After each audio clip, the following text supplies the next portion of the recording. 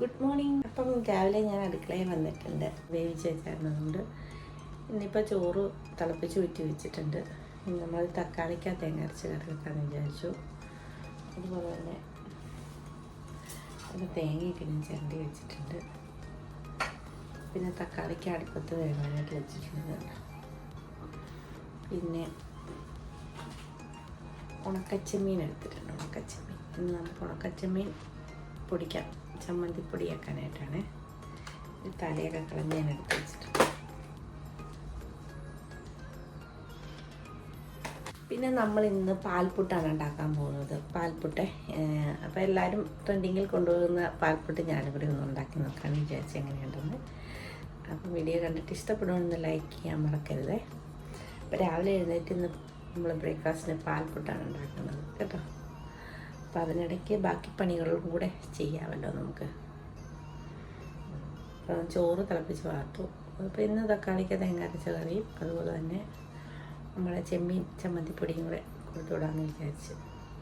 മാസാവസാനം ആകുമ്പോൾ ശകലം ഞെരുക്കത്തിലാണ് കാര്യങ്ങളൊക്കെ പോകുന്നത്.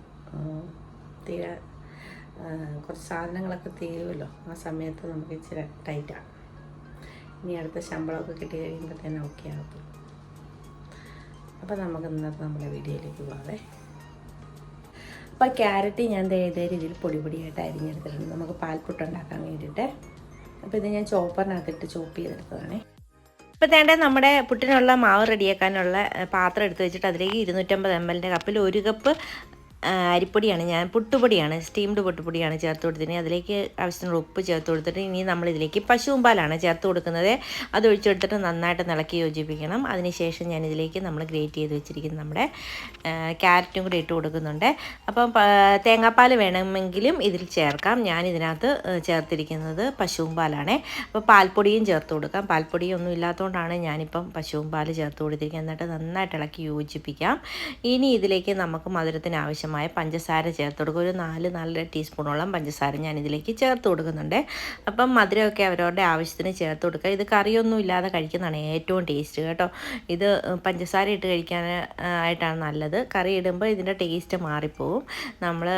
യഥാർത്ഥം നമുക്ക് ആ പാൽപ്പുട്ടിൻ്റെ ടേസ്റ്റ് കിട്ടത്തില്ല. നമ്മളിങ്ങനെ പഞ്ചസാര ഇട്ട് തിന്നുമ്പോഴാണ് ഒന്നുകൂടെ നല്ലത് കേട്ടോ. അപ്പം ഞാനിത് കുഴച്ച് വെച്ച് കഴിഞ്ഞപ്പം കുറച്ചുകൂടെ നമ്മുടെ പൊടി ഡ്രൈ ആയി. ഒന്നുകൂടെ ഞാൻ പാലൊഴിച്ച് കുറച്ചുകൂടെ ഒന്ന് ഇതാക്കി വെക്കുന്നുണ്ട്, ഒന്ന് കുഴച്ച് വെക്കുന്നുണ്ട്. അപ്പം നമ്മൾ ഇങ്ങനെ ചെയ്യുമ്പോൾ നമ്മുടെ അരിപ്പൊടി ഒന്നുകൂടെ സോഫ്റ്റായി കിട്ടും. ഇത് കുറച്ച് നേരത്തിന് ശേഷം വേണം ഉണ്ടാക്കിയെടുക്കാനായിട്ട്. നമ്മുടെ അരിപ്പൊടി കുഴച്ച് വെച്ചതിന് ശേഷം പിന്നെ ഞാൻ രാവിലത്തെ കറികളൊക്കെ ഒന്ന് റെഡിയാക്കുന്ന കാര്യം പറഞ്ഞായിരുന്നല്ലോ. അപ്പോൾ അതൊന്ന് റെഡിയാക്കാനായിട്ട് തേങ്ങ അരച്ച് വെച്ചിട്ടുണ്ട്. നമ്മുടെ തക്കാളിക്കൊക്കെ നന്നായിട്ട് വെന്ത് വന്നിട്ടുണ്ട്. ഈ സമയത്ത് നമുക്ക് അരച്ചിരിക്കുന്ന അരപ്പ് ചേർത്ത് കൊടുക്കാം. തേങ്ങയ്ക്കകത്തൊരു ജീരകവും കൊച്ചുള്ളിയും 2 പച്ചമുളകും ചേർത്താണ്, മഞ്ഞൾപ്പൊടിയും ചേർത്താണ് നമ്മൾ അരച്ചെടുത്തിരിക്കുന്നത്.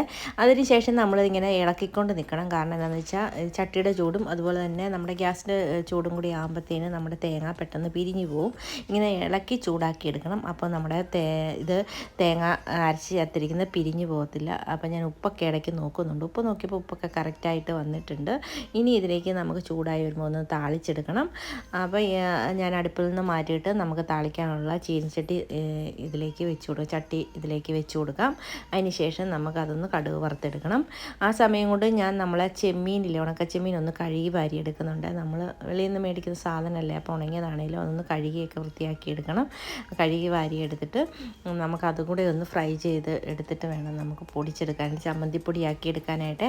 അപ്പോൾ അതും കൂടെ ഞാനൊന്ന് ഈ സമയത്ത് കഴുകി വാരി എടുക്കുന്നുണ്ട്. നമ്മുടെ ചീനിച്ചട്ടി അടുപ്പത്ത് കടുക് വറക്കാനായിട്ട് വെച്ചതിന് ശേഷമാണ് നമ്മളതൊന്ന് കഴുകി വരാനായിട്ട് പോകുന്നത്. അപ്പം നമ്മുടെ ചെമ്മീൻ കഴുകി വാരി വെച്ചതിന് ശേഷം തന്നെ നമ്മുടെ കടുക് പൊട്ടിച്ചെടുത്തിട്ടുണ്ട്. കടുകും അതുപോലെ തന്നെ കറിവേപ്പിലയും ഉണക്കമുളകും കൂടെ മൂപ്പിച്ചെടുത്തിട്ടുണ്ട്. ഇത് നമുക്ക് കറിയിലേക്ക് ഒഴിച്ചു കൊടുക്കാം. തക്കാളിക്കറിയുടെ റെസിപ്പിയൊക്കെ കുറേ പ്രാവശ്യം ഞാൻ ഇട്ടിട്ടുണ്ട് കേട്ടോ. കാണാത്തവരുണ്ട് ചാനലിൽ കയറി ഒന്ന് കണ്ട് സപ്പോർട്ടും കൂടെ ചെയ്തേക്കണേ. അപ്പോൾ വീഡിയോ കണ്ടുകൊണ്ടിരിക്കുന്ന സമയത്ത് നിങ്ങൾക്ക് എൻ്റെ ചാനൽ ഇഷ്ടപ്പെടാൻ ഒന്ന് സബ്സ്ക്രൈബ് ചെയ്യാൻ മറക്കരുത്. അതുപോലെ തന്നെ ലൈക്ക് ചെയ്യാതെ ആരെങ്കിലും കാണുന്നുണ്ടെങ്കിൽ ഒന്ന് ലൈക്ക് ചെയ്യാനും മറക്കരുത്. വീഡിയോ ഇഷ്ടപ്പെടുവാണെങ്കിൽ നിങ്ങളുടെ ഫ്രണ്ട്സിനും റിലേറ്റീവ്സിനും ഒക്കെ ഒന്ന് ഷെയറും കൂടെ ചെയ്ത് കൊടുക്കണേ. അതുപോലെ തന്നെ സ്കിപ്പ് ചെയ്യാതെ വീഡിയോ മുഴുവൻ കണ്ട് സപ്പോർട്ട് ചെയ്യണേ. അപ്പോൾ നമ്മൾ ആ ചീനിച്ചട്ടിയിലേക്ക് തന്നെ നമ്മുടെ ചെമ്മീൻ ഇട്ടൊന്ന് ഫ്രൈ ചെയ്തെടുക്കുവാണ്. ഇതേ രീതിയിലൊന്ന് ഫ്രൈ ആക്കി എടുത്തിട്ട് വേണം നമുക്കിതൊന്ന് പൊടിച്ചെടുക്കാനായിട്ട്. ആ സമയത്ത് അത് ഫ്രൈ ചെയ്ത് മാറ്റി കഴിഞ്ഞപ്പോൾ നമ്മുടെ പുട്ടുണ്ടാക്കാനുള്ള പൊടിയൊക്കെ റെഡിയായി. അതിപ്പോൾ ഞാൻ നമ്മുടെ പുട്ടിൻ്റെ പുട്ടുകുറ്റിയിലേക്കൊന്ന് കോരിയിട്ട് കൊടുക്കുകയാണ്. 1 സ്പൂൺ തേങ്ങ ഇട്ടത് 2-2.5 സ്പൂണോളം പൊടിയിട്ട് അങ്ങനെ 2-3 പ്രാവശ്യമായിട്ട് ഫില്ല് ചെയ്താണ് നമ്മൾ പുട്ടുണ്ടാക്കിയെടുക്കുന്നത്. അപ്പോൾ ഈ പുട്ട് അടിപൊളി ടേസ്റ്റാണ്. രാവിലെയൊക്കെ വളരെ പെട്ടെന്ന് നമുക്ക് ഉണ്ടാക്കിയെടുക്കാൻ പറ്റുന്ന, കറിയൊന്നും ഉണ്ടാക്കാതെ തന്നെ നമുക്ക് ബ്രേക്ക്ഫാസ്റ്റിന് റെഡിയാക്കാൻ പറ്റിയ നല്ലൊരു പുട്ടാണ്. ഇതിന് തീർച്ചയായിട്ടും ഉണ്ടാക്കി നോക്കാത്തവർ എന്തായാലും ഒരു തവണയൊക്കെ ഒന്ന് ട്രൈ ചെയ്ത് നോക്കണം. അടിപൊളി ടേസ്റ്റാണ്. അപ്പം ഇത് നെയ്ക്കകത്ത് നമ്മുടെ ക്യാരറ്റ് വേവിച്ചെടുത്തിട്ടൊക്കെ ചെയ്യുന്നവരൊക്കെ ഉണ്ട്. അങ്ങനെ ചെയ്താലും നല്ലതാണ്. ഞാനിതിപ്പം രാവിലെ പെട്ടെന്ന് നമുക്ക് ധൃതിക്ക് ചെയ്യുമ്പോൾ ഇതേ രീതിയിലാണ് ചെയ്തെടുക്കുന്നത് എളുപ്പമെന്ന് എനിക്ക് തോന്നുന്നു.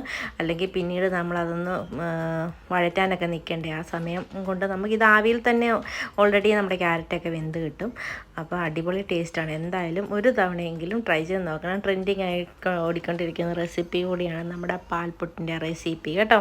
അപ്പോൾ എല്ലാവരും ട്രൈ ചെയ്ത് നോക്കണം. ഈ സമയത്ത് നമ്മുടെ കുക്കർ ഞാൻ ആവി കയറാനായിട്ട് വെള്ളം തിളയ്ക്കാനായിട്ട് വെച്ചിട്ടുണ്ട്. അതിൻ്റെ പുറത്തേക്ക് നമ്മുടെ പുട്ടുകുറ്റി വെച്ച് കൊടുത്തിട്ടുണ്ട്. ഒരു 10-15 മിനിറ്റോളം ഒന്ന് ഇരുന്ന് വെന്ത് വരുന്ന സമയത്ത് നമുക്ക് ആവി കയറി വരുമ്പം നമുക്കത് ഒരു പാത്രത്തിലേക്ക് കുത്തി മാറ്റാം. ഈ ഒരു അളവിൽ പൊടി കൊണ്ട് നമുക്ക് 2 കുറ്റി പുട്ടാണ് ഉണ്ടാക്കിയെടുക്കാൻ പറ്റുക. 2 കുറ്റിയും ഒരു കാക്കുറ്റി പുട്ടും കൂടെ ഉണ്ടാക്കിയെടുക്കാം. അത്രയും ഉണ്ടാക്കിയെടുക്കുക. ഇവിടെ അത്രയും മതി കേട്ടോ. ഞങ്ങൾക്ക് ബ്രേക്ക്ഫാസ്റ്റിന് ഞങ്ങൾ 3 പേരല്ലേ രാവിലെ കഴിക്കാനുള്ളൂ. അപ്പം 3 പേർക്കും കൂടെ അത് മതി. അപ്പോൾ ഞാൻ 2.5 കുറ്റിയോളം പുട്ടാണ് ഇവിടെ ഉണ്ടാക്കിയെടുത്തിരിക്കുന്നത്. ഇത്രയും മാവുണ്ട് കേട്ടോ. അപ്പം വീട്ടിലുള്ള അംഗങ്ങളുടെ അളവിനനുസരിച്ച് നമ്മൾ പൊടിയെടുത്താൽ മതി. അതനുസരിച്ച് ക്യാരറ്റും ഇട്ട് കൊടുത്താൽ മതി. ഓവറായിട്ടൊന്നും ഇട്ട് കൊടുക്കരുത്. ക്യാരറ്റൊക്കെ ഒത്തിരി ഇട്ട് കഴിഞ്ഞാൽ ആ ക്യാരറ്റിൻ്റെ ടേസ്റ്റ് തന്നെ മുന്നിൽ നിൽക്കും. അപ്പോഴത്തേടെ നമ്മുടെ അടിപൊളി ടേസ്റ്റുള്ള പുട്ട് ഇവിടെ റെഡിയാണ് കണ്ടോ. അടിപൊളിയായിട്ട് വന്നിട്ട് നല്ല സൂപ്പർ ടേസ്റ്റാണ് കണ്ടോ. കഴിച്ചിട്ട് നല്ല പഞ്ഞി പോലെയാണ് ഇരിക്കുന്നത്. നല്ല സോഫ്റ്റും നല്ല ടേസ്റ്റുമാണ്. സൂപ്പറാണ് കേട്ടോ. അപ്പോൾ എല്ലാവരും ഇതേ രീതിയിൽ ഈ റെസിപ്പി ഒന്ന് ട്രൈ ചെയ്ത് നോക്കാത്തവരാരെങ്കിലും ഉണ്ടെങ്കിൽ തീർച്ചയായിട്ടും ഒന്ന് ട്രൈ ചെയ്ത് നോക്കണം കേട്ടോ. അപ്പോൾ അതും റെഡിയായി. അപ്പം നമ്മുടെ ചോറുംപതി എടുക്കാനുള്ള ഉണക്കച്ചെമ്മീൻ പൊടിച്ചതും അതുപോലെ തന്നെ കറികളും എല്ലാം റെഡി ആയിട്ടുണ്ട്. ഇനി ചോറുംപതി എടുക്കണം, ഫുഡ് കഴിക്കണം അവർ. അത് കഴിഞ്ഞിട്ട് അവർ പോകും. ഇത്രയൊക്കെയാണ് നമ്മുടെ വിശേഷങ്ങൾ. വീഡിയോ ഇഷ്ടപ്പെട്ടാൽ തീർച്ചയായും സപ്പോർട്ട് ചെയ്യണം. അടുത്തൊരു വീഡിയോയുമായി വരുന്നവരെല്ലാവർക്കും താങ്ക് യു.